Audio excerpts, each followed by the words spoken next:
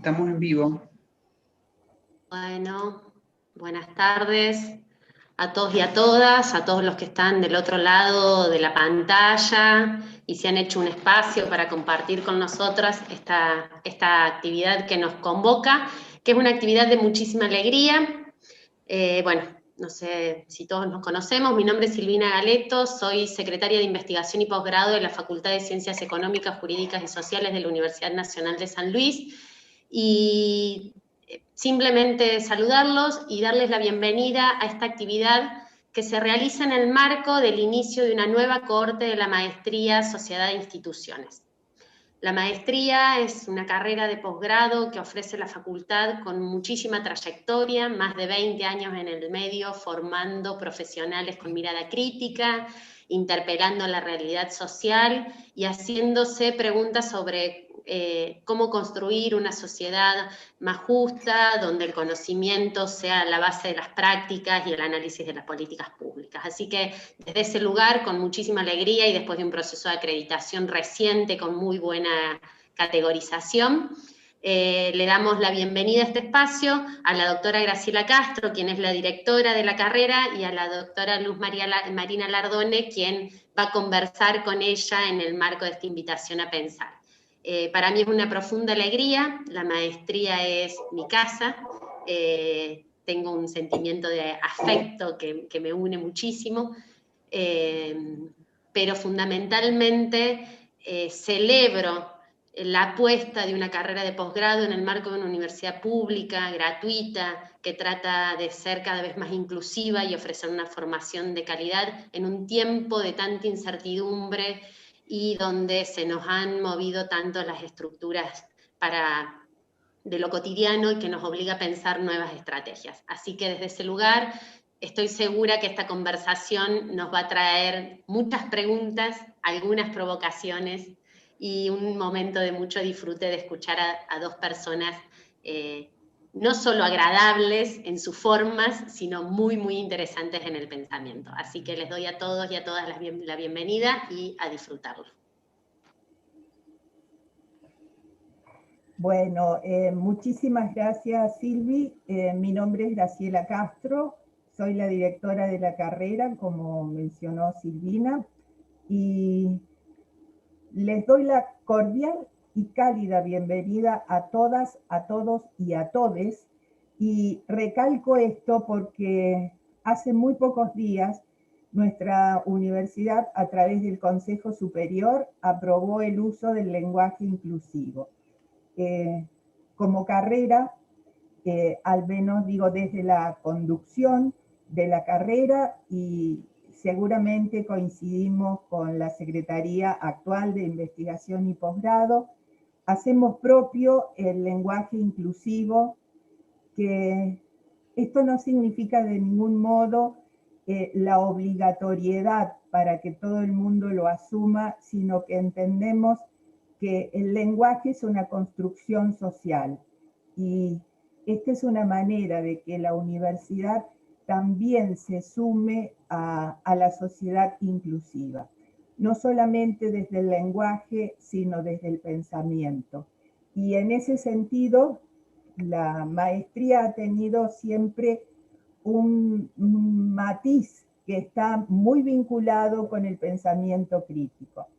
Es por esa razón que a mí me gratifica enormemente que la conferencia inaugural de esta cohorte, que la tenemos que hacer en un tiempo particular, pero en el que sin lugar a dudas, cuando lo superemos, que seguramente será pronto porque confiamos en la ciencia, nos hará posibilitado que pensemos en nuevas instancias de diálogo, en nuevas posibilidades de encuentro.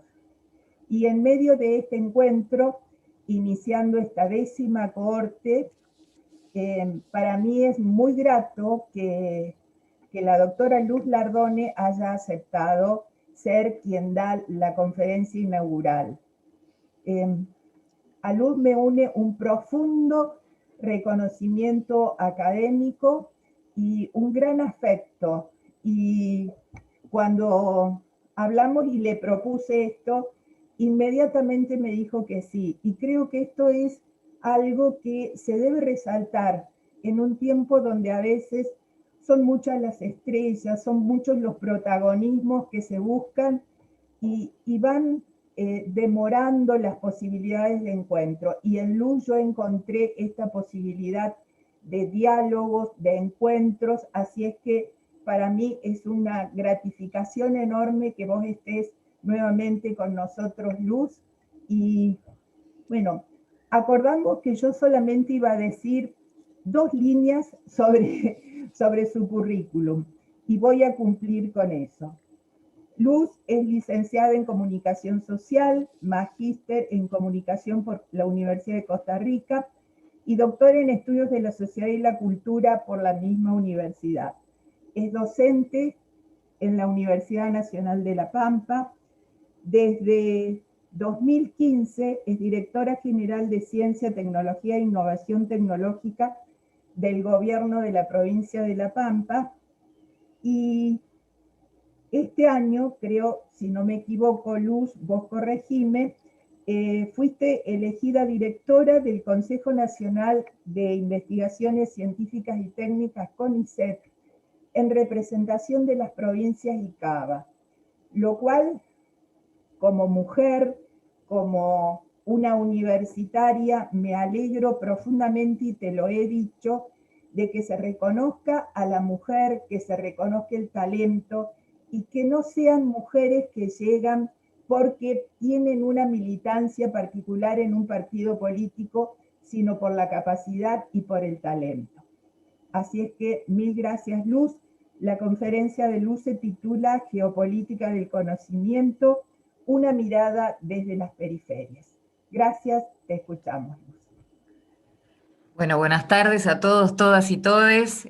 A mí también me gusta el lenguaje inclusivo, lo practico en la medida de lo posible porque generacionalmente es todo un aprendizaje también para nosotros, para mis hijas es más fácil. Muchísimas gracias, Graciela, por tus palabras. La verdad que la convocatoria a volver a la maestría, porque en realidad, y esto es importante, ¿no? Yo estuve en un momento muy especial para mí y por eso tanto la maestría como vos y la gente de tu equipo y que te acompañan son muy importantes para mí. A veces uno cuando revisa sus trayectorias de vida, sus historias de vida, no le hace saber a los otros, a las otras, qué importante es un detalle, ¿no? Alguien diría, o a mí me gusta a veces contarlo como esto de las hadas y las sirenas, ¿no? Que lo planteaba un poco la Odisea. Me gusta saber que hay hadas que pasan por nuestras vidas, las tocan, las modifican y siguen, ¿no? No necesariamente se quedan. Y también sirenas que con sus voces encantan, pero a veces conducen a una muerte simbólica. Bueno, ¿qué quiero decir con todo esto? Yo regresaba al país después de bastante tiempo de estar afuera, becada por el INTA. En realidad yo soy y pertenezco al Instituto Nacional de Tecnología Agropecuaria, estoy prestada ahora en la parte de políticas públicas. Y Graciela Castro fue una persona que confió en mí, que me convocó sin saber prácticamente de dónde venía, quién era, simplemente una charla de pasillo y apostó y creyó en que tenía algo interesante para compartir. Ese voto de confianza, la verdad, así como ella reconoce esta cosa de sumarse y de no poner como demasiadas condiciones, para mí es súper importante en la vida, ¿no? Cuando las personas creen en uno, te motivan, te empoderan, te ayudan a empoderarte. Así que mi reconocimiento, mi gratitud, y por eso esta y todas las veces que ustedes quieran y consideren que puedo decir algo más que sumada a la iniciativa. También, por supuesto, a la Facultad de Ciencias Exactas, naturales, sociales y económicas, no, naturales no, económicas y jurídicas, y a la Universidad de San Luis.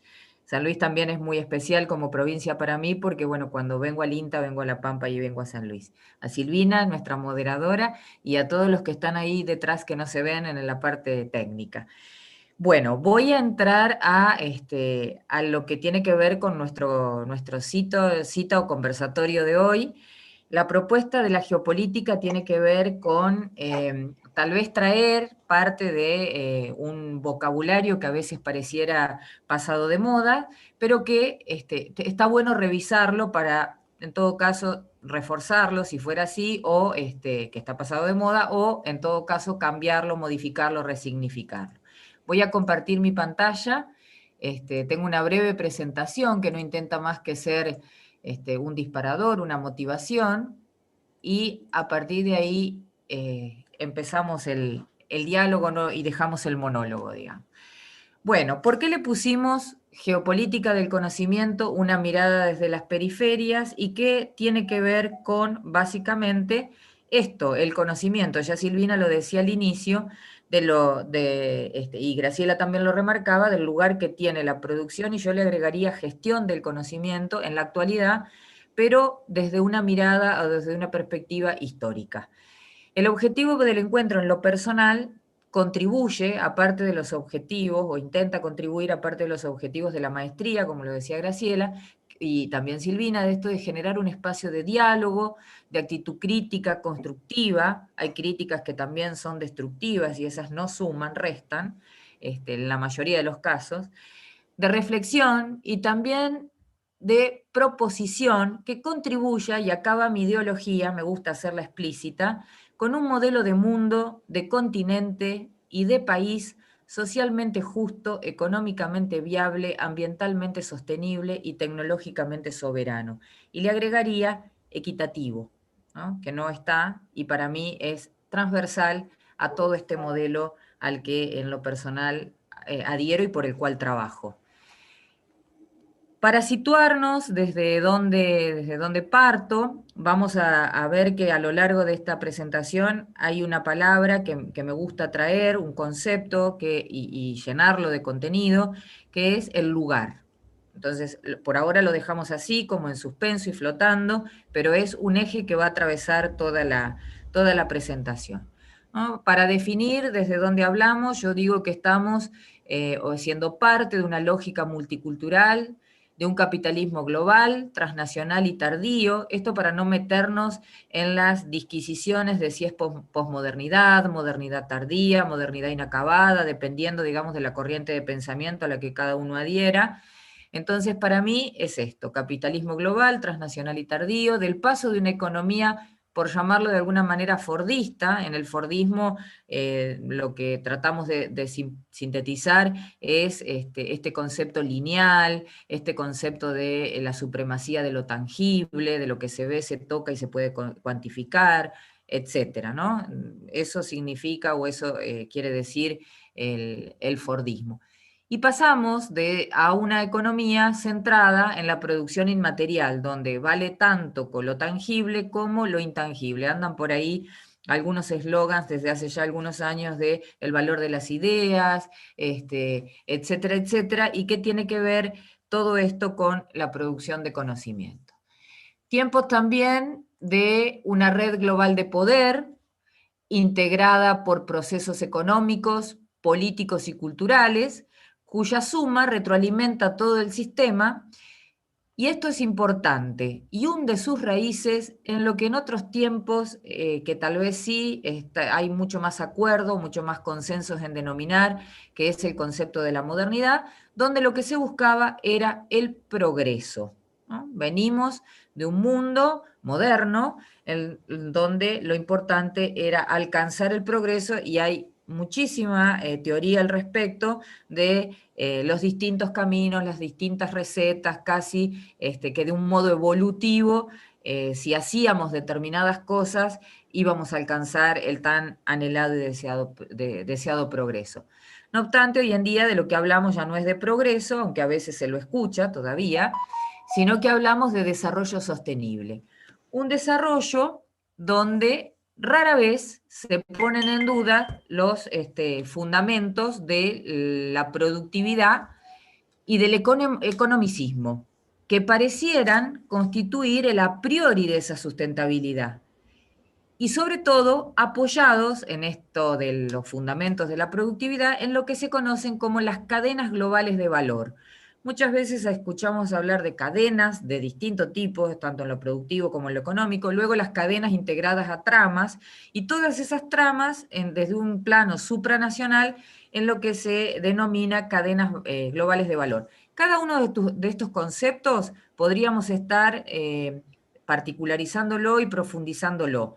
El objetivo de esta presentación no es ir hacia la profundidad conceptual de ninguno de ellos, sino a ponerlos a todos en interrelación y de alguna manera pararnos sobre los puentes, ¿no? Y el conocimiento, la producción de conocimiento como eje central.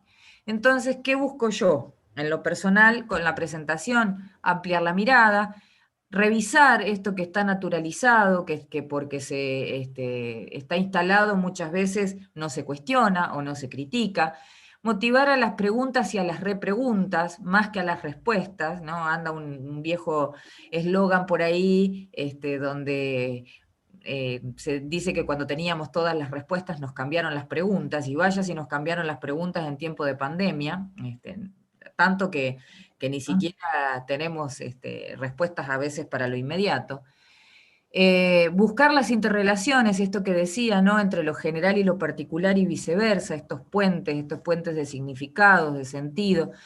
También reconocernos en las singularidades, porque si hay algo que hace a la diversidad son las singularidades también, ¿no? Como un concepto y un componente central de lo diverso.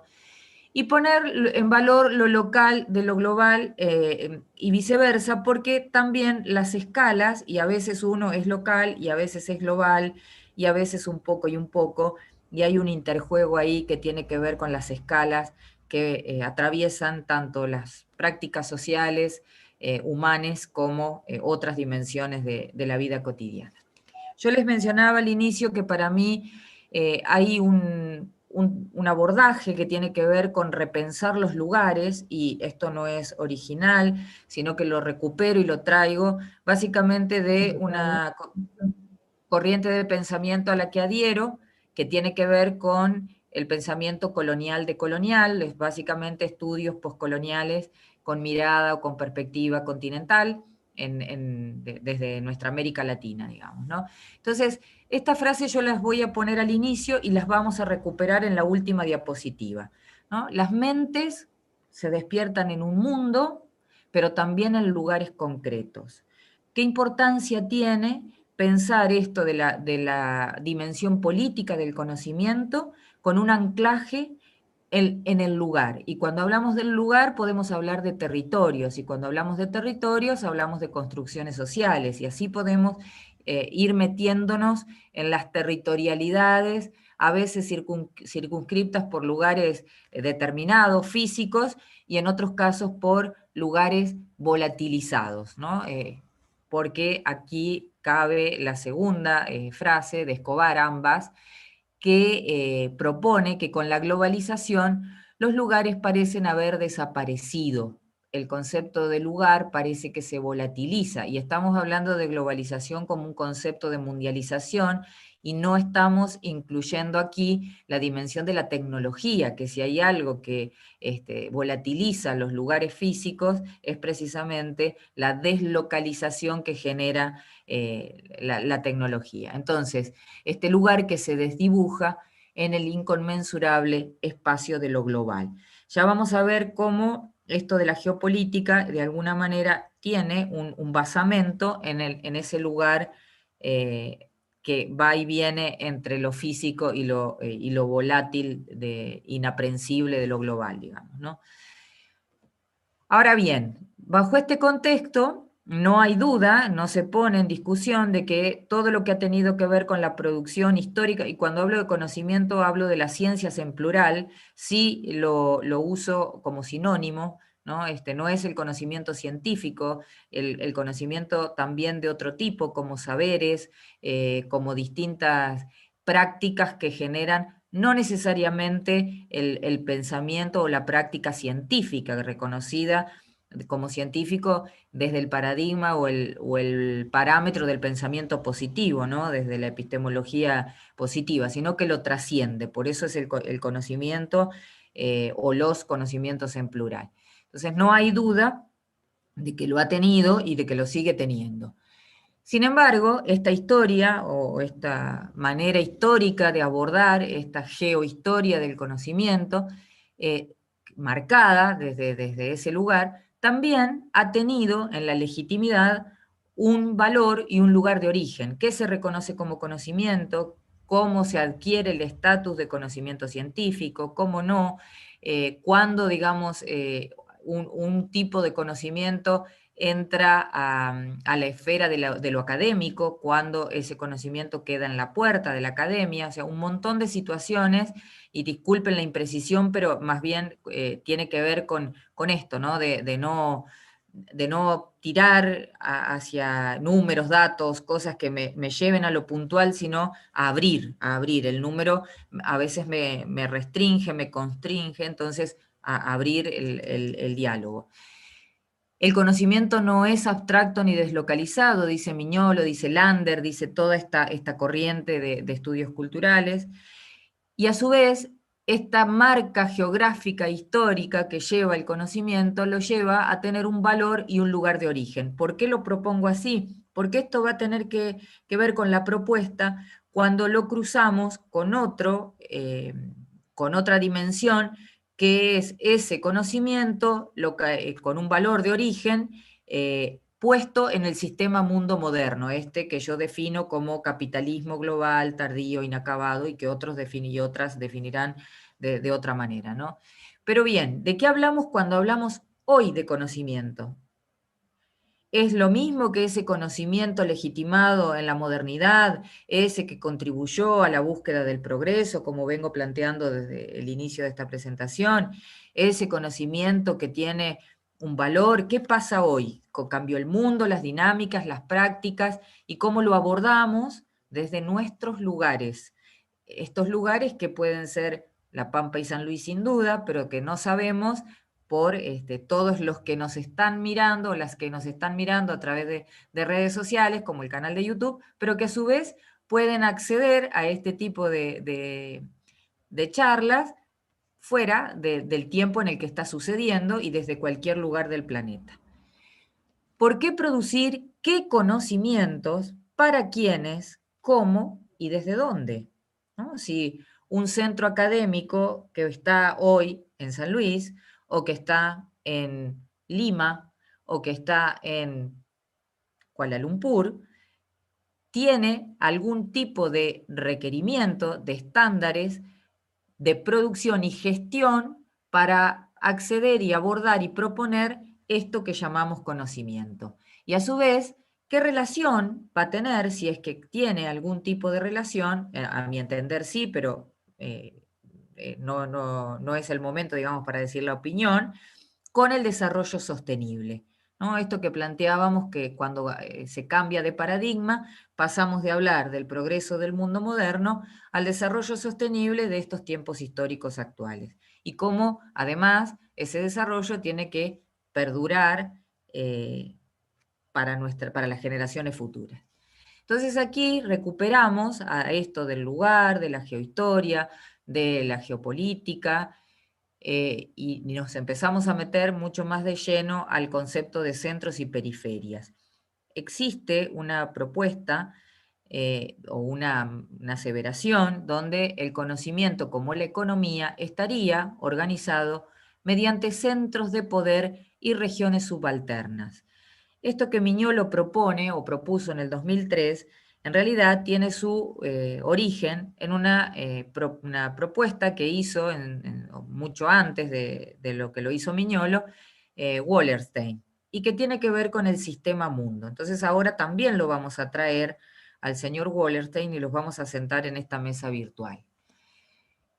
El conocimiento como un bien en la actualidad que se puede producir, transferir, circular, apropiar, medir, gestionar y un largo etcétera de verbos, ¿no? Entonces, aquí también hemos escuchado hablar de un mundo donde se habla de la industria del conocimiento, donde se habla de la economía del conocimiento, o sea, cómo desde ese mundo fordista, donde lo que valía o se ponía en valor tenía que ver con la materialidad, y para ser considerado bien, y sin embargo ahora estamos con el conocimiento como algo intangible puesto en el mismo circuito de valor, ¿no? Valorado también desde las teorías dominantes, prioritariamente en relación al mercado, y eso también está asociado a el capitalismo transnacional y tardío y la búsqueda del desarrollo sostenible. Un tiempo donde el conocimiento también ha estado asociado desde siempre al poder. Hermosa palabra, súper interesante para abordarla desde múltiples dimensiones, ¿no? Poder, el poder para qué, el poder con quiénes, el poder cómo opera el poder. Entonces, asociado al poder ha sido considerado también como una de las inversiones más rentables, no solo de los últimos tiempos, yo diría acá recuperando el valor histórico, y también un factor estratégico en los procesos productivos, esos procesos que no solo nos dan el alimento para vivir, sino que pareciera que es cómo debemos vivir. Un tiempo también donde el conocimiento ha sido uno de los principales factores asociado a los cambios sociales. Y acá, cuando yo les comentaba de que me gusta transparentar mi ideología, para mí el conocimiento más valioso es el conocimiento que transforma, el que puede mejorarnos la calidad de vida a los ciudadanos y ciudadanas. Yo siempre digo que trasciende lo individual y que puede abarcarnos, abrazarnos a muchos y para mejor, ¿no? Porque también los cambios a veces no son para bien, o no son para muchos y tampoco son para mejor. Y por último, una pregunta que me lleva a esto del sistema mundo, que ahora lo vamos a proponer, en donde es posible sostener hoy que los centros, en nuestro país, pero podemos pensarlo también en cada una de nuestras provincias, en nuestras jurisdicciones, en nuestros territorios, que los centros hegemónicos del capital económico son igualmente los centros hegemónicos del capital intelectual. Hay grises ahí, esto es una verdad que incuestionable, o podemos encontrar matices, cómo, de qué manera, y en qué lugar en todo caso nosotros como sujetas, como sujetos, como actores y actrices sociales nos ubicamos en lo que tiene que ver tanto con el contexto como en el ejercicio de la producción y gestión de los conocimientos.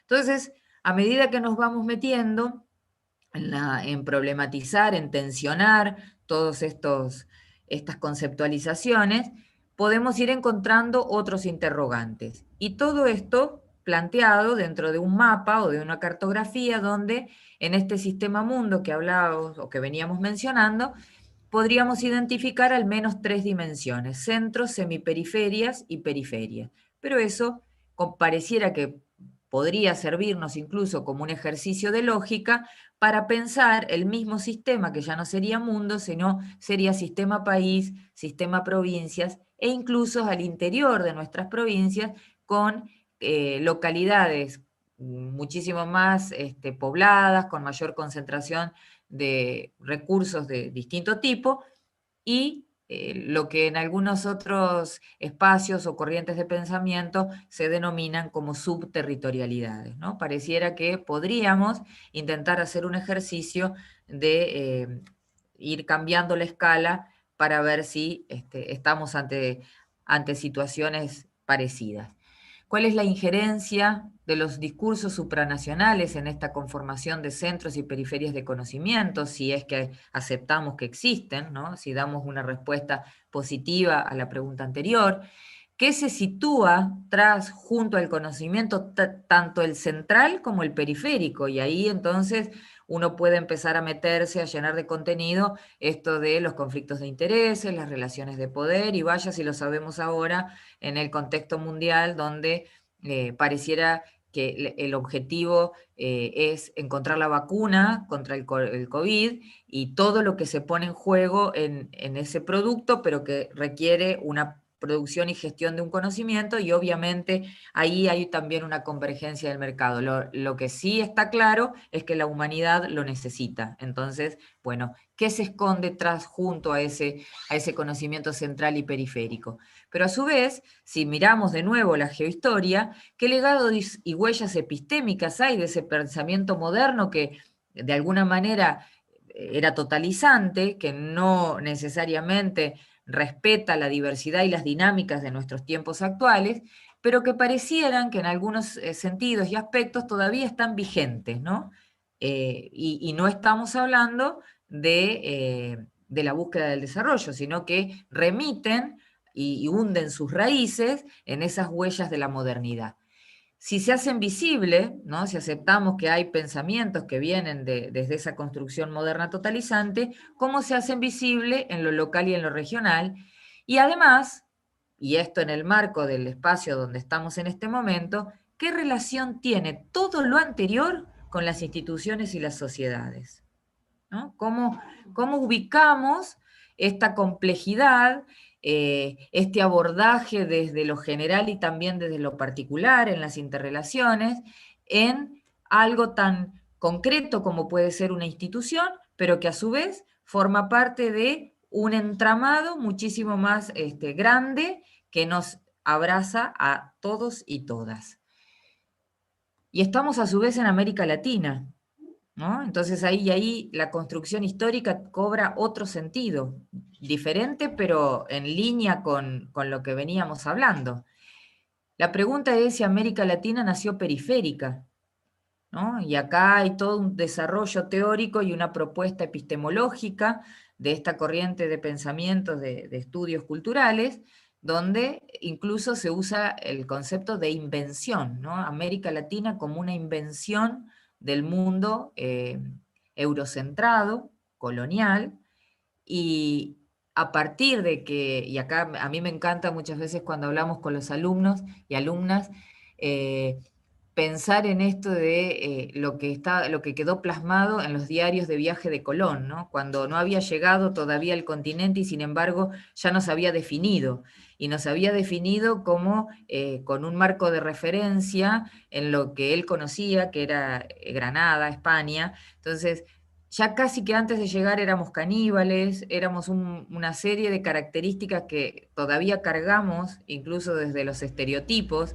en América Latina, y que fue muy difícil poder revertir o poder modificar o poder superar desde esa definición cuasi performativa que nos hizo Colón, ¿no? Entonces, nació periférica América Latina. Lo que sí sabemos, y podemos llegar a acordar que es periférica en este sistema mundo del que hablaba Wallerstein, es diversa, ¿no? Entonces, ¿cómo gestionamos, cómo producimos conocimientos desde lugares físicos y también lugares geopolíticos, periféricos y diversos?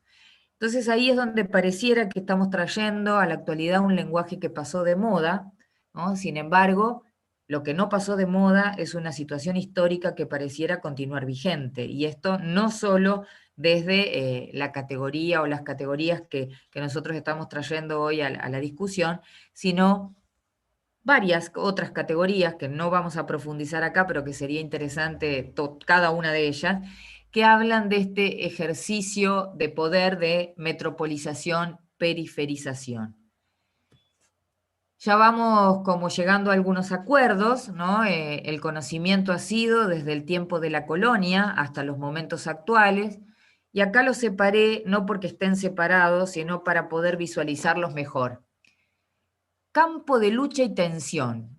Alguien por ahí, desde la semiótica, desde la lingüística, siempre puede acceder a esta perspectiva de que el lenguaje es como la arena de la lucha de clases, ¿no? De los signos. Entonces, esta cosa, este concepto de la guerra, de lo bélico, está presente incluso en el conocimiento como campo de lucha y tensión, porque están en juego en él las diferentes representaciones, ¿no? Representaciones, versiones de la verdad y de la realidad.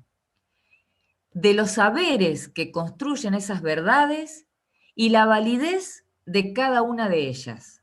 Y por si fuera poco, como así también las intersecciones con los asuntos de poder. Esto lo dice Catherine Walsh, ¿no?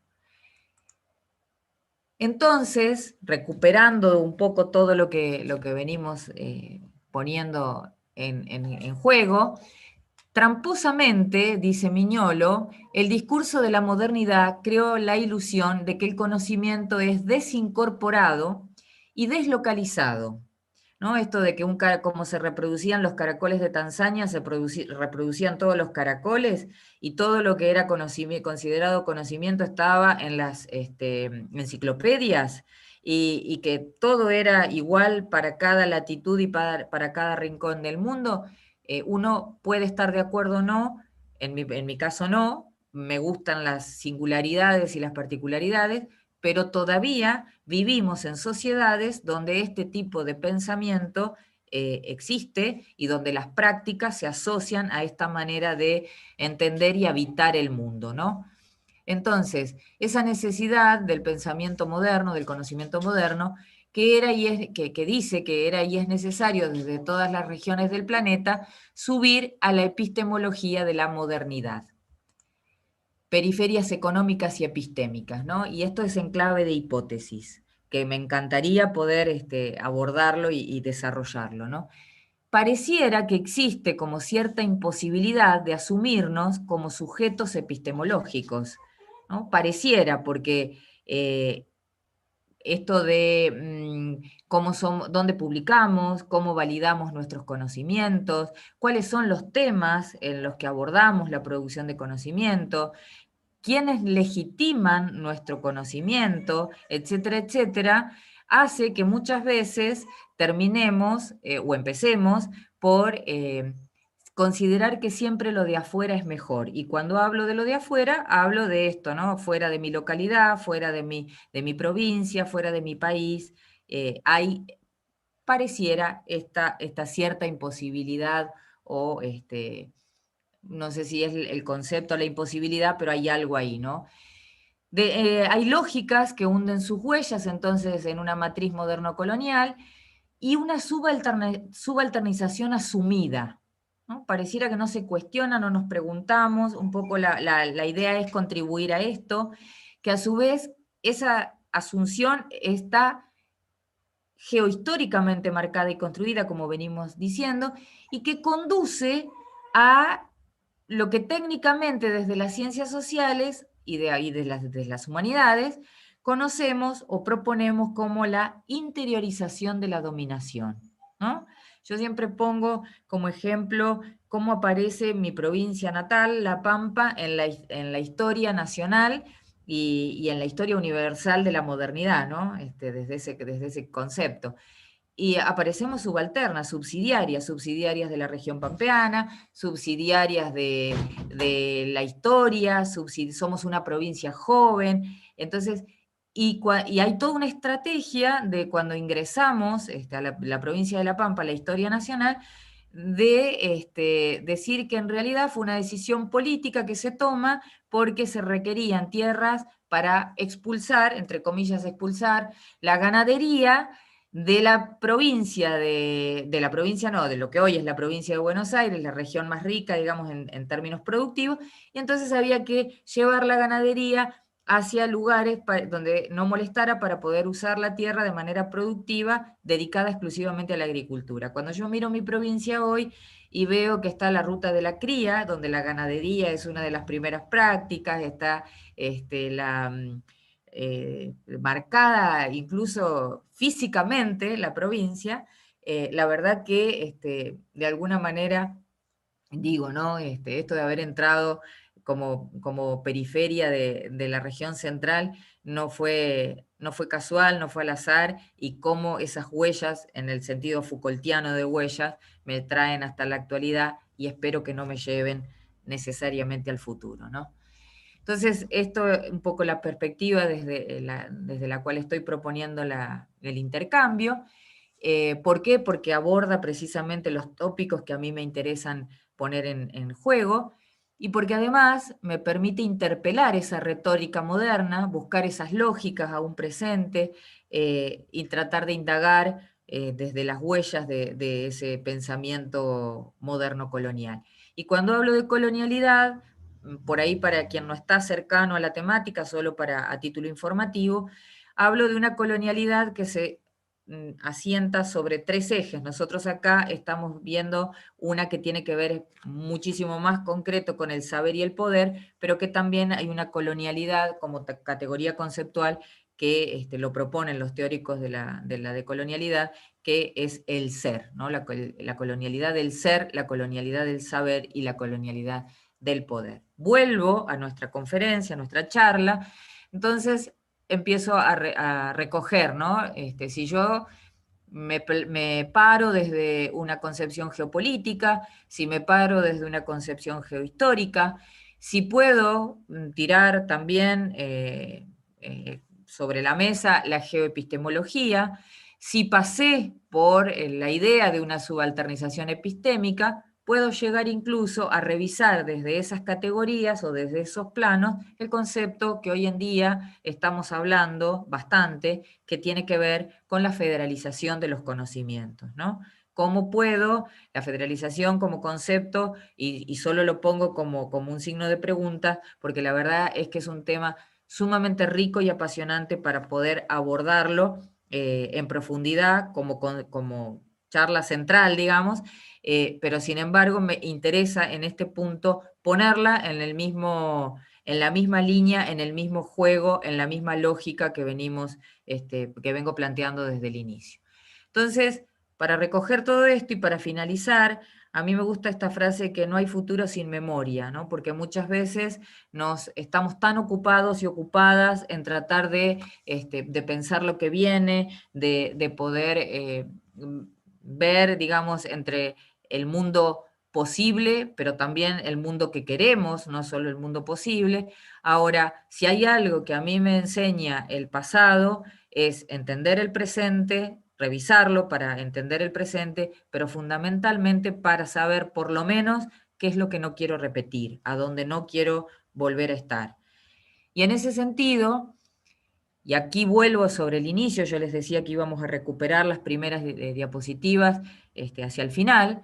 Habitamos un mundo de intercambios de todo tipo, tanto materiales como simbólicos. Entonces uno podría hablar de una globalización ya no universal como lo proponía esa economía fordista, lineal, en un mundo que intentaba ser homogéneo, que se definía desde el conocimiento para todos iguales, y todas iguales, sino desde una globalización pluriversal, y la pluriversalidad que rescate sobre todo el valor, la puesta en valor de las historias locales, de las trayectorias, de las estrategias de pensamiento marginadas. Cuando hablamos de marginadas no necesariamente hablamos de victimizadas, aunque a veces y mucho coincide lo victimizado con lo marginado. Sin embargo, acá la puesta en valor de los márgenes como también un lugar de empoderamiento, ¿no? De otro tipo de habilidades, de otro tipo de competencias, de otro tipo de conocimientos, que tiene que ver con empoderarse desde los márgenes.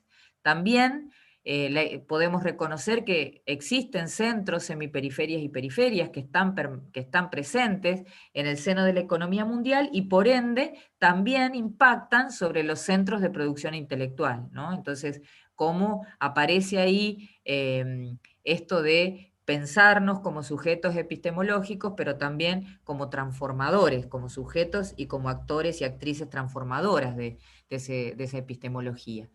Porque las periferias, dice Miñolo, también son ellas mismas centro. Una frase que me acompaña desde hace mucho tiempo, que si uno lo piensa desde lo humano, es utópico, pero las utopías para mí tienen que continuar estando presentes, porque las utopías orientan también, aunque sabemos que nunca se cumplen, donde Marcel Proust proponía que el acto real del descubrimiento no consiste en encontrar nuevas tierras, como mencionaba en lo literal, digamos, de nuestro Cristóbal Colón, conocido, sino en ver con nuevos ojos. Entonces, Aquí hay una invitación a tratar todo el tiempo, una más, hay mucha gente que está, muchas personas, muchos teóricos, pero también actores de otro tipo y actrices de otro tipo que están intentando mirar con nuevos ojos. A veces se logra un poquito y a veces no se puede. ¿Por qué? Por todo lo que venimos hablando. Resulta imperativo recuperar la importancia del lugar, el lugar como creación histórica, como una construcción que debe ser explicado y no necesariamente asumido, ¿no? Aquí también otro desafío. Y no solo comprender el mundo, como durante mucho tiempo hablábamos de resistir, ¿no? La resistencia, sino comprenderlo, pero para transformarlo, porque eso me va a llevar a la resistencia y también a pensar en nuestra reexistencia. Porque, y esto, con esto cierro, en el tablero de las relaciones de poder, independientemente de la escala, continental, mundial, nacional, provincial y hacia adentro de los territorios, si no nos pensamos, nos piensan, pero un lugar ocupamos. Entonces, mejor que nos pensemos entre nosotras y entre nosotres y nos ubiquemos, porque somos de donde pensamos. Muchísimas gracias.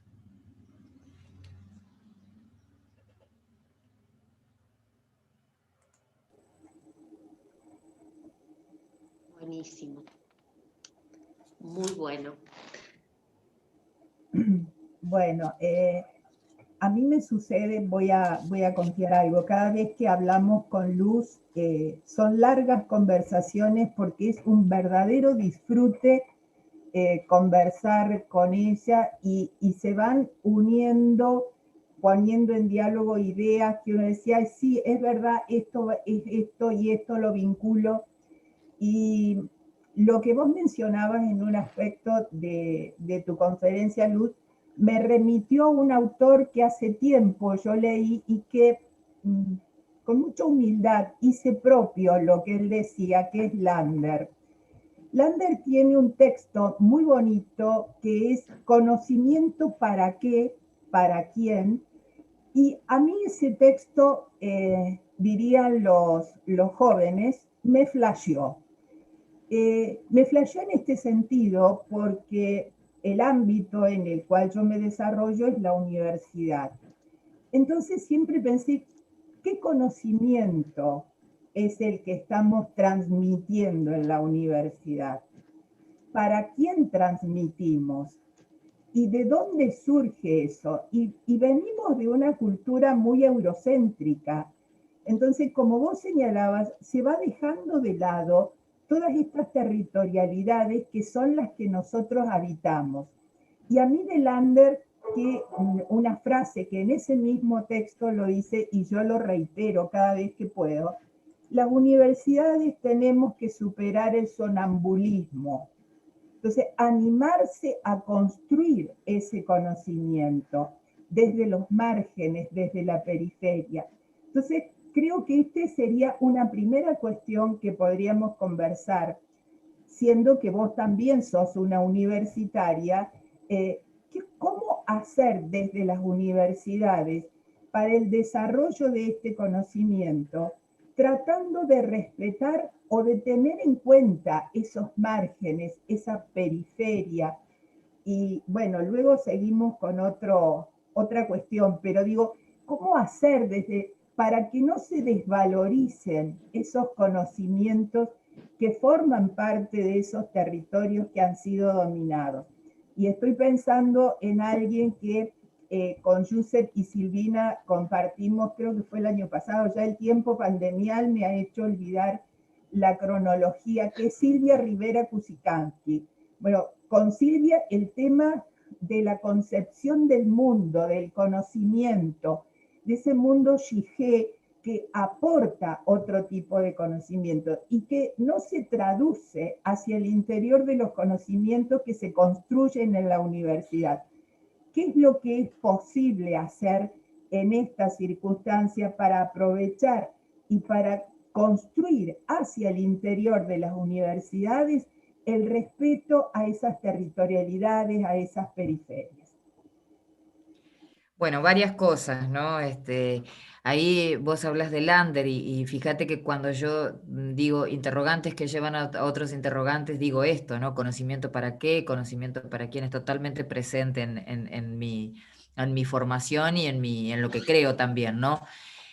Por el otro lado, a tu pregunta, yo creo que acá quiero hacer una distinción, digamos. Por un lado, el conocimiento que nosotros producimos, y hablo de gestionar, y ahora voy a decir por qué uso esos dos verbos, es una cosa, y también el reconocimiento que tenemos a escala internacional de la producción de conocimientos en la Argentina, ¿no? Como país, porque tenemos un lugar importante. Entonces, hay un ejercicio que puede ser periférico en algún sentido, pero que no sé si alcanza para decir que es periférico en calidad, ¿no? La ciencia en singular, argentina, es una ciencia reconocida y valorada, ¿no? La producción. Ahora, ¿qué pasa con esto que vos decís cuando uno va como cambiando las escalas y va, por un lado, metiéndose en los territorios? ¿Y cuáles serían como los caminos? Entiendo yo que ahí hay un trabajo, un enorme trabajo que tiene que ver con el pensamiento crítico. Creo que ahí uno lo puede verbalizar rápidamente. Hacerlo es una tarea eh, muy, no sé si complicada, sí, sí laboriosa, es muy trabajoso abordar la criticidad del pensamiento, porque venimos precisamente, yo siempre le charlo con los chicos. Primero, que cuando uno produce conocimiento está inserto en estructuras que no necesariamente buscan la criticidad, ¿no? A veces simplemente el objetivo es reproductivo, de reproducción. Y entonces cuando uno cae con una propuesta pedagógica o de ejercicio, de trabajo diferente, suele generar más resistencias que adhesiones en muchos casos. Es mucho más cómodo, más fácil mantener lo que ya está en funcionamiento y que total, ¿para qué cambiarlo? Si hace años que viene funcionando y funciona bien, ¿para qué lo vamos a cambiar? El tema es si funciona bien, ¿no? Y bien para qué y para quiénes, y ahí volvemos como a ese círculo de preguntas que para mí están vivas todo el tiempo. O sea, no es que uno encuentra respuestas transitorias y momentáneas, pero me quedo con esto, ¿no? El pensamiento crítico, trabajar la criticidad. Creo que es una enorme responsabilidad de los que somos más grandes, porque si hay alguien o algunos, o algunas que tienen que iniciarse en lo crítico, son los más pequeños, jóvenes, y no tan jóvenes, ¿no? ¿Cómo hago en un mundo sobreinformado para poder discernir qué es lo dado y qué es lo propio en términos de pensamiento, ¿no? Entonces, y qué esfuerzo me requiere como humane poder ponerme a pensar. Tengo tiempo, tengo ganas, es estimulante el pensamiento, recuperar esto del placer de ponerse a pensar, y si uno lo hace solo, que sea placentero, pero si lo hace con otros, mucho mejor, porque siempre las miradas múltiples enriquecen cualquier cosa, un proceso, un producto, una práctica, lo que sea. Entonces, la criticidad en un mundo que tiende a no ser crítico, sabemos que vamos a encontrar muchos y muchas adeptas y adeptos, pero también igual cantidad de resistencia. Y lo que eso obliga a quien se pone en un lugar de generador, porque se expone a distintas situaciones, por el solo hecho de plantear una mirada crítica de abordaje de las cosas.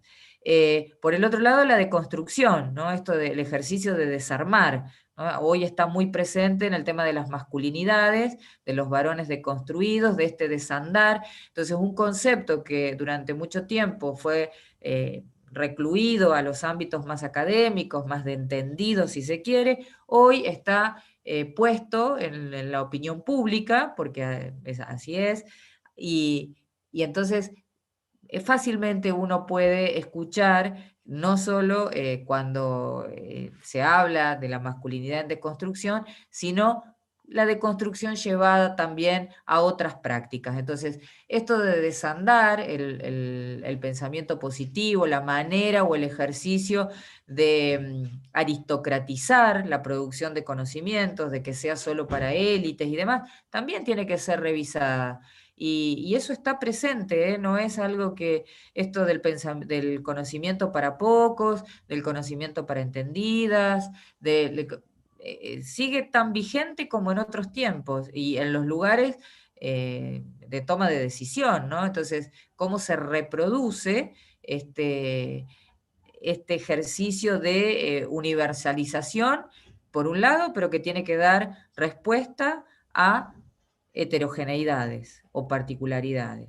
Y la otra, el último eje, esto de asimilar, ¿no? De no naturalizar, del tiempo de que las cosas se excluían, ¿no? Yo decía, hemos pasado de un tiempo donde era el o lo que definía, entonces éramos hombres o mujeres, éramos ricos o pobres, éramos blancos o negros, etc. El o, lo rural o lo urbano, parecía que en esto de los antagonismos o de las proposiciones binarias, uno se definía por oposición al otro, pero a su vez lo excluía, lo sacaba del juego. Entonces, hoy parece que el tiempo ya no es el de los o y es el de los y también. Qué maravilla poder asistir a este mundo de los y también, un mundo inclusivo, un mundo donde no nos repelemos, donde el pensamiento binario está en gran medida quedando obsoleto y en otros tenemos todavía mucho para trabajar, ¿no? Yo cuando escucho hablar de la grieta que me pone en veredas diferentes, yo la verdad que no estoy de acuerdo con la grieta porque no me gusta lo binario, porque trato de no habitar lo binario, pero ¿cómo lo superamos? ¿No? ¿Cómo hacemos? Y creo que ahí hay un trabajo muy interesante que tiene que ver con la educación, pero cuando hablo de la educación no hablo de la educación exclusivamente bancarizada, escolarizada, institucionalizada, hablo de la educación en el sentido amplio, ¿no? Incluso hasta en el nivel de las charlas, que no hay tiempo, pero y si hay algo que hoy en tiempos de pandemia, aunque sea mediados por tecnología, hemos podido hacer, es charlar, ¿no? Entonces, estas charlas intergeneracionales, estas charlas donde a veces a mí me gustan los modelos cooperativos, ¿no? Entonces, me toca trabajar en ámbitos de producción, en ámbitos de mercado. Entonces yo digo, bueno, tanto que se quiere ser competitivos, competitivo, competitivo. Bueno, competitivos para afuera, pero cooperativos para adentro. Y cuando empezamos a ver lo de cooperativos para adentro, y el hecho de las asociaciones múltiples y de lo diferente, uno empieza a poner en valor otros conceptos que también escuchamos por ahí. Entonces, si cooperativos para adentro, mira, acá va la multidisciplinariedad, porque mira, acá vamos a partir al revés, vamos a partir de dónde queremos llegar y no desde dónde salimos, ¿no? Porque muchas veces nos convocan, decimos, bueno, no, yo tengo esto institucionalmente hablando, ¿no? Tengo esto, estas fortalezas de mi equipo, tengo este recurso humano, tengo tal cosa, y puedo llegar acá. Bueno, no. Yo propongo al ejercicio al revés. Tenemos el tema problema, habrá algunas que tienen algo para decir y habrá otros que tendrán otro tema problema. En ese no. Entonces, ¿cómo nos cuesta abandonar en cualquier práctica todo esto que estamos hablando, ¿no? Esta linealidad, el individualismo, el concepto mercantil de lo que hacemos, la mercancía de lo que producimos, y todo eso tiene que haber espacios para pensarlos, para con esto ya, porque si no me entusiasmo, mucha pasión y sigo, digamos. Yo creo que hay tiempos en esto de pensarnos desde la geopolítica, pero no solamente, que tiene que ver con el diálogo, difícil, pero posible, bueno, sano, diálogo, debate, debatimos, intercambiamos, a veces opiniones, a veces argumentos, a veces un poco y un poco, consensuamos algunas cosas, concordamos, priorizamos y ejecutamos y hacemos. para quienes están formados y viven todavía en este pensamiento positivo, todo eso es perder el tiempo. Para mí, eso es lo que va a dar lugar a lo que después se va a sostener en acciones en el tiempo, pero desde otro lugar, desde la concordancia, desde el consenso, desde el diálogo. Desafíos.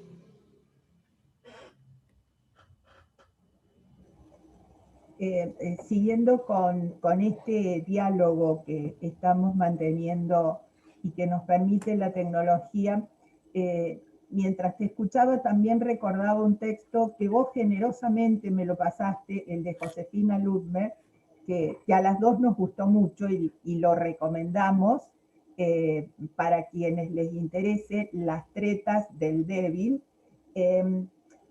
Hay una frase que Josefina Ludmer dice en este texto y que lo voy a vincular. Hablábamos de los márgenes, de la periferia, de reconocer la identidad, y un actor que yo colocaría en esto tiene que ver con alguien que los que me conocen saben que sigo hace mucho tiempo, que es Agne Heller. Agne Heller pone en debate la cuestión de los microespacios, de la vida cotidiana.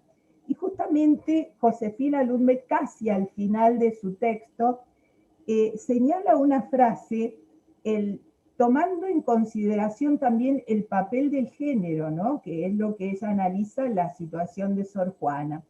Y dice, si lo personal, privado y cotidiano se incluyen como punto de partida y perspectiva de los otros discursos y prácticas, desaparecen como personal, privado y cotidiano. Ese es uno de los resultados posibles de las tretas del débil. Digo esto para poner también en debate. En los márgenes también está la situación del género.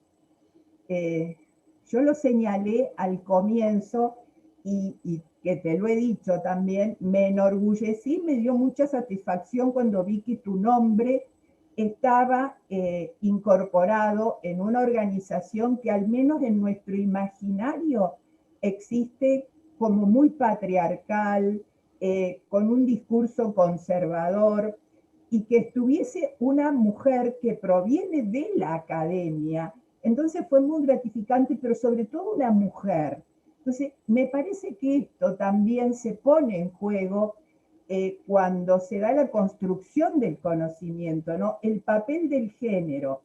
A las mujeres todo nos cuesta, y esto no es una queja simplemente, sino que está, para quienes les interesen los números, las estadísticas, está señalado todo lo que cuesta. Tenemos el ejemplo, nuestra secretaria de investigación y posgrado cumple los roles de madre, de gestión, y está allí, ¿no? Entonces digo, todo esto se pone en juego en los márgenes también, que es necesario, me parece, considerar en la construcción de este conocimiento, donde también aquello que se colocó tradicionalmente como lo privado, lo cotidiano, lo íntimo, pero si a eso lo colocamos como el lugar de partida, también se revierte, me parece, la forma de construir el conocimiento. ¿Cuál es tu opinión con relación al papel del género en esta construcción de conocimiento y los márgenes? Yo coincido con vos en esto de la importancia del género, no solo para la construcción del conocimiento, pero bueno, es el tema que nos convoca como fundamental, ¿no? Digamos, y también esto de las tretas del débil de Josefina a mí me encantó, es un texto muy corto, lo invitamos invitamos a que se lea, se lee muy fácil, muy rápido, digamos, pero yo creo que a veces esta cuestión de poner en discusión las tensiones que generan las perspectivas de género, a veces corremos riesgos, ¿no? Riesgos de que de nuestras propias reivindicaciones se nos terminen volviendo en contra dependiendo de con quién habla uno y qué argumentos son los que tiene que defender y sostener, ¿no? Me molesta mucho, cuando en estas discusiones dice, ¿a vos no te da, me lo han preguntado, ¿no? ¿A vos no te da cosa que te convoquen por ser mujer y no por tus capacidades? ¿No? Esto sucede muchas veces, esto se pregunta. Entonces ahí entramos en una discusión que pone en juego muchas de las cosas que hemos estado hablando, incluido la construcción de los estereotipos, cómo hemos sido definidas. Ahí hay una pregunta de Paula Pérez en el chat que habla de la invención del otro, ¿no? El género también ha sido parte de esa invención del otro hombre, del otro masculino, del otro desde ese lugar falocéntrico, así como el conocimiento era eurocéntrico, en el caso del género era falocéntrico. Siempre estamos hablando de lugares de centralidad versus lugares de marginalidad, ¿no? Un poco esta lógica que yo digo que se repite en distintas escalas y distintas lógicas. Y por un lado eso. Y por el otro lado, creo que esto de trascender lo individual también es trascender lo individual y empezar. Nadie dice que hay que eliminar lo individual o negar o invisibilizar lo individual, ¿no? A veces eso se ve claramente cuando uno habla de ganar dinero. ¿No? Nadie está diciendo que no hay que ganar dinero con lo que uno haga, porque con el dinero se vive, con el dinero también se produce conocimiento, con el dinero se hacen un montón de cosas. El tema es cuando ese ganar dinero solo es importante en el plano de lo individual y no es necesariamente llevado a un plano colectivo, ¿no? Entonces, todo lo que trascienda lo individual, en la dimensión en la que nosotros nos posicionemos, a mi entender, tiene que ver con el trascender y con esto de el reexistir, un poco lo que hablábamos en la propuesta de la presentación, ¿no? No solo desde el conocimiento específicamente hablando, trascender lo individual tiene múltiples aristas. Uno puede trascender el grupo de pertenencia, en el caso de cuando las masas críticas se agrupan solamente por una cuestión disciplinar, entonces se pierde la institucionalidad. ¿Cómo trascendemos la disciplina? ¿Cómo trascendemos el grupo? ¿Cómo trascendemos las instituciones? No las negamos de vuelta, no las invisibilizamos, pero buscamos que lo que nosotros hacemos tenga, a mí me gustaría,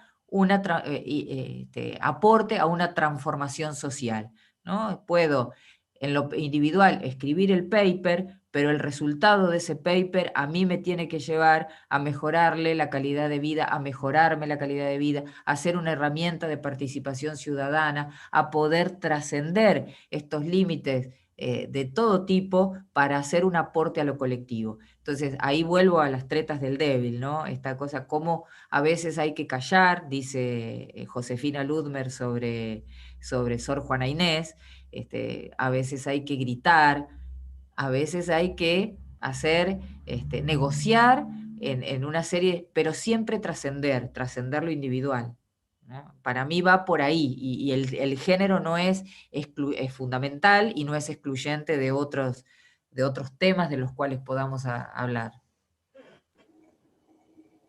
Nos preguntan, mejor dicho, te preguntan en el chat, Luz, ¿cómo articular el conocimiento burocrático con el conocimiento popular? Bueno, yo creo que en la misma pregunta está la respuesta, ¿no? Porque ¿por qué compartimentamos el conocimiento como burocrático y popular? La primera pregunta que yo me haría, ¿no? ¿Por qué, qué tienen en común y qué los diferencia desde la práctica y desde las definiciones mismas, digamos, desde lo conceptual? Ahora, me encantaría que quien lo preguntó ponga mínimamente el popular está claro, no necesito que me lo explique porque creo, pero sí cuando se refiere a lo burocrático, porque muchas veces en lo popular, y ojo que yo soy partidaria de lo popular, también hay burocracia, pero no sé cómo está entendiendo la persona que lo pregunta el concepto de lo burocrático. Por ahí, para poder responder mejor o para poder decir que no lo sé también, ¿no? Vamos a ver quién lo preguntó, si se aclara un poco sobre ese tema. Mientras llega eso, yo no quiero desaprovechar tu presencia, Luz, y, y remitirme a la función que en este momento estás desarrollando en el CONICET, que estás como representante de provincias y de CABA. Creo que sería interesante conocer cuál es el papel, si bien sé que son muchos los ámbitos en los cuales es posible participar, pero que para quienes desconocemos cuál es la función que tiene nuestro representante en el CONICET, que nos comentes algunas líneas acerca de cuál es esta participación, en qué sentido nosotros como ciudadanos que vivimos en territorialidades de aquellas denominadas del interior, sabemos que tenemos una representante allí en CONICET. Bueno, a ver, voy a tratar de ser lo menos burocrática posible en la explicación, ¿no? Un poco también recuperando esto. Las 24 jurisdicciones tenemos áreas gubernamentales destinadas a ciencia, tecnología e innovación. Más o menos es así, con distintos rangos según cada jurisdicción.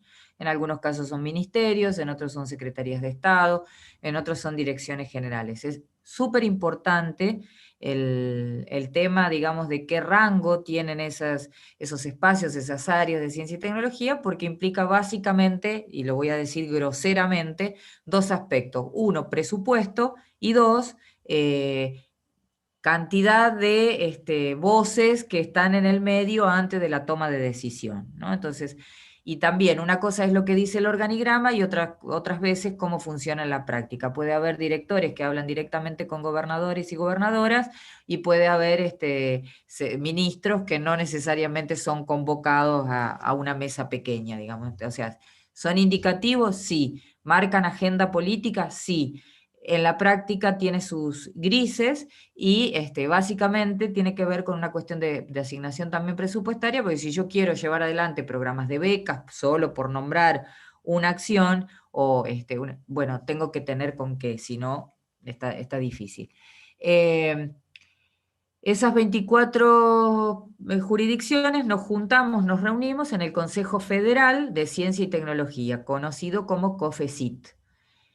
Allí salen representantes de las provincias a distintas instancias de discusión, como por ejemplo, antes de entrar al conversatorio, estaba participando de una reunión donde lo que se está trabajando en la mirada federal del Plan Nacional de Ciencia y Tecnología, algo que nos involucra a todos y todas las que estamos en las áreas de toma de decisión de políticas públicas. Pero también en el mismo sentido está el Consejo de Rectores de las universidades y diferentes representatividades que de alguna manera trabajamos para lo mismo. En el Consejo Federal se elige cada 4 años un representante ante el CONICET. Se propone el representante o la representante al Ejecutivo Nacional y es quien está en la Presidencia de la República quien designa, con antecedentes y demás. Algo importante ahí, más allá de conocer cómo funciona, ¿no? Uno, cuando está en esa representatividad, básicamente es alguien que trabaja en gestión de políticas públicas, ¿no? Que a su vez tiene que sostenerse con una formación, un cierto grado de formación. Pero porque si no, solamente caeríamos en que yo represento a la comunidad académica en el CONICET y no necesariamente es así, sino que yo represento la gestión de políticas públicas en el organismo. Eso por un lado es importante. Y por el otro lado, si hubiera, por ejemplo, algún tipo de demanda de problemática o de lo que sea, o también de sugerencia que se quiera hacer, hay que buscar a ver quién es el representante que está en la gobernanza de ese directorio, ¿no? Hoy por hoy creo que es una decisión política y una muy buena señal también en el sentido de este cambio, la incorporación de alguien como mi persona, no necesariamente es casual, digamos, creo que también es parte de una política de cambio, porque tengo todas las debilidades, dicho también en el término, la medida de lo que estamos hablando, ¿no? Soy mujer relativamente joven, porque son más grandes los otros directores, de las ciencias sociales, de una provincia periférica como La Pampa. Entonces, la verdad es que es una muy buena señal en ese sentido. Lo que sí, hace un mes atrás alguien consultó si yo era la representante del CONICET en las provincias. No, es más bien al revés y en todo caso un poco y un poco, ¿no? Yo soy respetuosa de los lugares que mis pares y compañeros ocupan en los gobiernos provinciales, articulo con ellos, dialogo con todos los actores del sistema científico-tecnológico juntos, y eso es la construcción que se hace desde el directorio. Yo soy una persona a quien me gusta mucho el respeto por las instituciones, ¿no? Estamos justo en la maestría que tiene que ver con eso. Para mí la institucionalidad es importante porque también es una manera de trascender lo individual, ¿no? Cuando uno responde a la institucionalidad, la valora, la practica y aporta desde el lugar chiquitito, grande que tenga, creo que también es una manera donde se puede construir, ¿no? Se puede trascender lo individual y se puede hacer aportes en otro sentido. Así que bueno, ahí está, hay representatividad en la gobernanza del CONICET. A mí me toca el honor y la enorme responsabilidad de representar a mis pares de las áreas de gobiernos provinciales. Buenísimo, Luz. Creo que ya se nos va a ir concluyendo el tiempo, me parece, y creo que con 2 preguntas podríamos ir finalizando y no abusar tampoco de tu tiempo, Luz. Una Y no compañera... aburrir. No, para nada, al contrario, abusar de tus tiempos y de tu familia. Una compañera que ha tenido dificultades para enviar por el chat, dice lo siguiente, un comentario: las huellas epistémicas del pensamiento moderno están muy arraigadas en la universidad actual. ¿Será por esto que resiste tanto a la conformación de la necesaria pluriversidad? Claro, agrega. Esto es lo que plantea Silvia Rivera Cusicanqui. ¿Qué opinas al respecto? Y que estaría bueno charlar con Silvia, en el sentido de la riqueza que tiene la propuesta que ella hace. Yo creo que sí. Ahora, ahí tenemos que revisar también esto que decía, ¿no? De cómo uno tiene que negociar, tiene que convivir con las condiciones que no necesariamente podemos poner nosotros o proponer nosotras, sino lo que ya está dado, ¿no? Entonces, tiene que ver con el cambio que mencionaba yo de la transformación social positiva, que generalmente son procesos, que los procesos implican tiempos, que los tiempos no son ni para ansiosas ni para ansiosos, que a veces pareciera que tenemos como querer cambiar viejas prácticas que llevaron siglos instalarse, requiere como esfuerzos colectivos y grandes, que por supuesto que son posibles y que trabajamos para eso, pero que no tenemos que desesperar. Tal vez los aportes que podemos hacer, y esto yo lo digo, se los digo a mis hijas, ¿no? Como diciendo, bueno, de lo que yo pueda hacer hoy, ustedes van a ver algunos de los cambios y después les tocará a ustedes seguir profundizando si tienen ganas, si les interesa, otro tipo de cambios, ¿no? Es también, creo, una manera de respetarnos a nosotras mismas, a nosotros, en el lugarcito que ocupamos en el mundo y desde dónde queremos contribuir. La verdad que no somos ni superhéroes, ni superheroínas, eso queda a mí me encantan, pero quedan para otros ámbitos. Somos humanos y con nuestras capacidades y nuestras limitaciones. Entonces, cuando uno se plantea, yo también quiero cambiar el mundo para muchos y para mejor, ¿eh? O sea, todavía lo quiero hacer, a mí la vida me ha fortalecido, no me ha tirado ni la pandemia, o sea, no. Entonces, creo que esta cuestión de la lucha como algo sufrido, que lo es, también puede en algún punto la lucha como el motor que nos lleva no solo a esperar que los cambios los hagan otros y otras, sino que nosotros ponernos a proponer esos cambios y hacer pequeños aportes para construirlos, ¿no? Porque también esto, ¿no? de la demanda, por eso yo me metí, por ejemplo, en la gestión pública, ¿no? No tengo una historia de militancia partidaria, sí tengo una historia de militancia política, ideológica, y me cansé de demandar que los demás o las demás lo hicieran por mí. Entonces yo dije, y a ver, ¿cómo es esto de cómo se hace desde otro lugar? ¿Qué implica?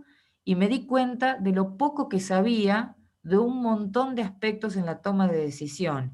Algunas las podemos cambiar y otras las tenemos que desarmar para volver a construirlas, que tiene que ver un poco también con esto creo que había una pregunta por ahí de esta imposibilidad de pensarnos como sujetos y sujetas epistemológicos que yo planteaba, ¿no?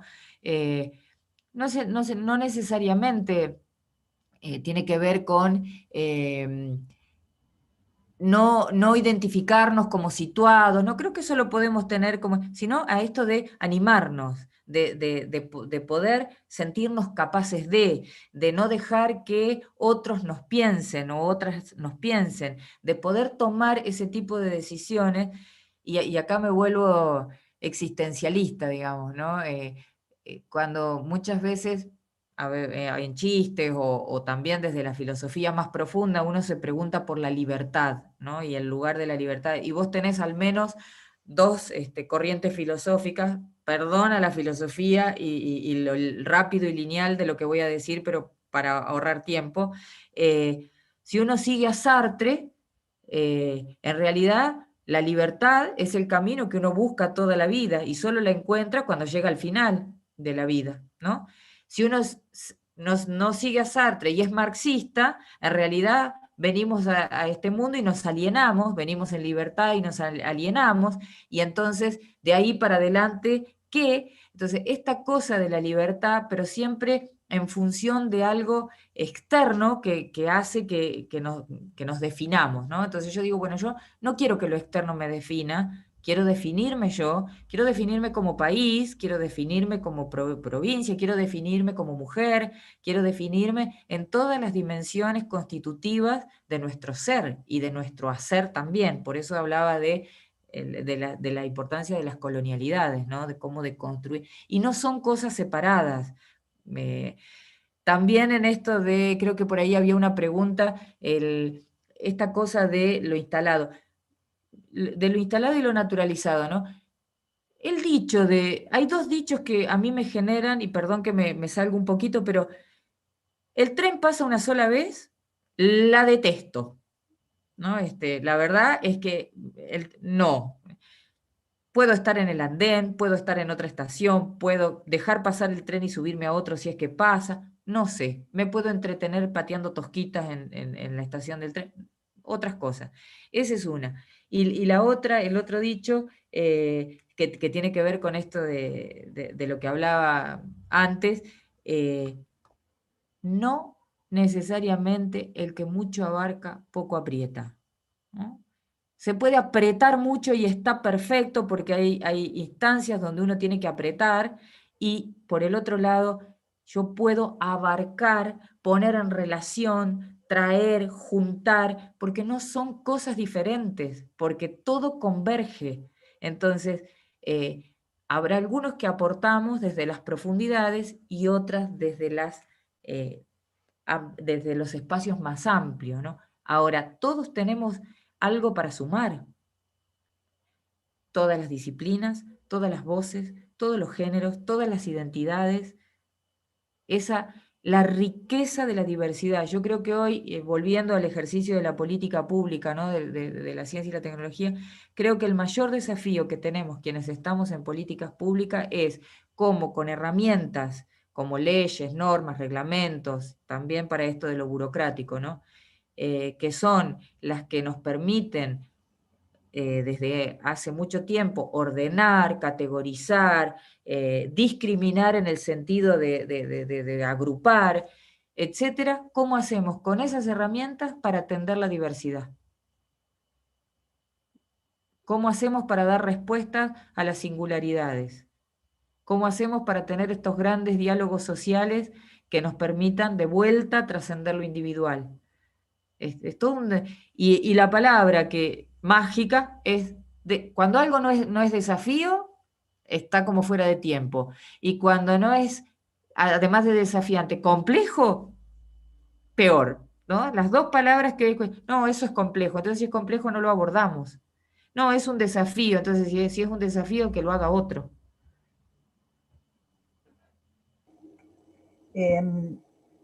No, antes de finalizar, vale lo que la persona que había señalado en cuanto a conocimiento burocrático, que nos quedó pendiente, Luz, señala que sobre el pensamiento burocrático se refiere a los trámites y procedimientos que hay que hacer para poder investigar dentro de la universidad. Pruebas, evaluaciones, recomendaciones técnicas que se transforman en legales. Entonces, de allí, con esa perspectiva del conocimiento burocrático, cómo articular con el conocimiento popular es lo que planteaba este comentario. Bueno, no, creo que tiene que ver con esto que estábamos planteando, ¿no? En ese conocimiento burocrático hay toda una concepción que hunde sus raíces en una práctica y en un pensamiento de la modernidad, con un conocimiento popular que precisamente no está legitimado por ese mismo sistema y ese mismo modelo. Entonces, yo en realidad lo que creo es que es importante en ese sentido, no digamos como, no hay luchas estériles, ¿no? Para mí no hay ninguna lucha que sea en vano, pero más que tratar tiene que haber una voluntad, una actitud frente a esto, de reconocimiento, de visibilizar ese otro, esa otra que no soy yo, desde lo popular, lo burocrático, y desde lo burocrático, lo popular. Uno es más difícil que otro, creo yo, pero en el fondo de lo que estamos hablando es de conflictos de interés y de relaciones de poder. Entonces, más bien sería cómo me doy las estrategias para poder dialogar con esos otros que piensan distinto, que tienen otras concepciones, que requieren otras prácticas, y de vuelta, ¿no? Estamos hablando de grandes estructuras o grandes, históricamente construidos, ¿no? Las prácticas universitarias. Y la otra cosa que no lo voy a desarrollar ahora, pero que es interesante también, tiene que ver con el control, ¿no? En una sociedad donde lo que prima es el control, y donde, bueno, podemos hablar un rato sobre qué lugar ocupa las tecnologías en eso, ¿no? Los famosos algoritmos que se nos meten por los poros, por toda la capilaridad de nuestra cotidianeidad, eh, tiene que ver con el control, con la cuestión de, por un lado, entonces la legitimación del conocimiento popular. ¿Se legitima o no se legitima? Y por el otro lado, la cuestión del control, porque no vaya a ser cosa que se vuelva demasiado crítica, como suele serlo lo popular, ¿no? Acuerdo con vos, y creo que en estos tiempos también, en cuanto a otra área en la cual yo me desarrollo, que es la de las publicaciones científicas, también se está planteando el tema de cuáles son los criterios para evaluar, porque en el caso de las publicaciones científicas todavía seguimos manejándonos con criterios que inclusive no representan cabalmente lo que venimos realizando desde las ciencias sociales, y desde las ciencias sociales de este lado del mundo de la patria grande. Entonces esto también se está poniendo en debate, en discusión por estos días. Pero creo que también, y esto lo uniría con lo que vos señalás, la construcción del conocimiento, me parece, implica reconocer la diversidad, el respeto a la diversidad. De ningún modo, ya sea un conocimiento que se quiere construir u otro que se quiere superar, implica que no va a haber ese respeto a la diversidad. Creo que esto nos puede llevar mucho tiempo e insisto, charlar con Luz, podemos estar charlando, conversando durante largo rato, pero no queremos abusar, ni tampoco de la generosidad de nuestra universidad que nos ha permitido utilizar esta plataforma. Yo quisiera, para terminar, volver a este texto que a las dos nos gustó mucho, y una frase muy linda que dice: no estudio para decir, enseñar, escribir, sino para ignorar menos. Creo que a mí me gustó mucho, me pareció muy bonita esa frase, y creo que esto debiese ser la síntesis de quienes elegimos, quienes tuvimos la posibilidad de elegir la universidad, el mundo académico, que a veces puede ser muy mezquino, que a veces puede no ser generoso, pero también, como le decía hace un par de días a una compañera, también el mundo académico nos puede permitir encontrarnos con personas con las cuales hay coincidencias, construir afectos, y creo que la prueba más evidente ha sido este reencontrarnos, Luz. Así es que por parte de la maestría y lo mío en lo personal, un gracias muy grande. Ha sido una hora y media de un gran disfrute, y que no tengamos miedo de pensar, de debatir, de decir las ideas. Así es que por mi parte, muchísimas gracias, Luz. Gracias, Silvi, por acompañarnos. Gracias, Yu, por ser el eterno compañero con el que seguimos andando estos caminos de la academia. Y gracias a todas, a todos y a todes los que nos acompañaron. Muchísimas gracias a ustedes. Juntémonos para ignorar menos. Exactamente. Un gran abrazo. Esto va a quedar grabado, esta conferencia, este diálogo va a quedar grabado, y lo vamos a subir al link de la maestría, al sitio de la maestría, así es que con todo gusto después lo